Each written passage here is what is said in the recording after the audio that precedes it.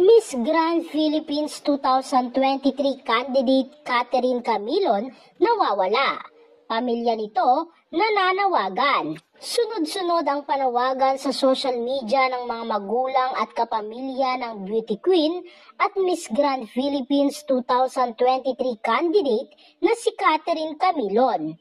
Itinuturing ng missing person ang dalaga dahil ilang araw itong hindi umuwi sa kanilang bahay at hindi rin umano ito nagpaparamdam sa kanyang pamilya. Base sa mga post sa Facebook ng kanyang mga kamag-anak, noong October 12 pa nilang hindi makontak si Catherine na siyang nagrepresent sa Tuy, Batangas para sa Miss Grand Philippines 2023 na ginanap last July. Si Nikki De Mura mula sa Cagayan de Oro ang nagwaging Miss Grand Philippines 2023. Sa kanyang Facebook account, nagpost ang kapatid ni Catherine na si Chinchin noong October 13. Baka po mababasa to ng kasama ni Catherine Camilon kagabi na ka-work niya. Hindi lang po namin alam kung sino. Di po matandaan ang pangalan. Pasabi naman po baka alam niyo po kung nasaan siya. Kagabi pa po siya tumawag 8 p.m. Kaninang umaga pa po naka-off ang phone niya hanggang ngayon at hindi din po nag-online. Palagi po siyang nag-update sa amin. Ngayon lang po talaga hindi, sabi ni Chinchin. Anya pa sa isang hiwalay na post, sana makabalik ka na sa atin. Madaming nag-aalala sa'yo kung nasaan ka.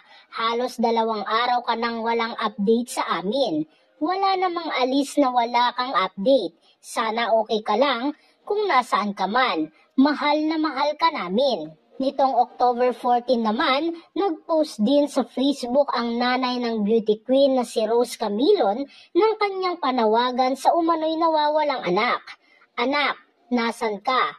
Uwi na. Magbuhay ka na ng sipi para makausap ka namin. Mahal na mahal ka namin. Diyos ko, tulungan mo po kami makita na o makausap ang aming bunso. Huwag niyo po siyang pababayaan. Ilayo niyo po siya sa kapahamakan. Panginoon, wala po akong ibang hinihiling para sa kanila, kundi ang kaayusan nila. Ingatan niyo po siya, anya. Noong isang araw, October 15, muli siyang nag-post ng mensahe para kay Catherine.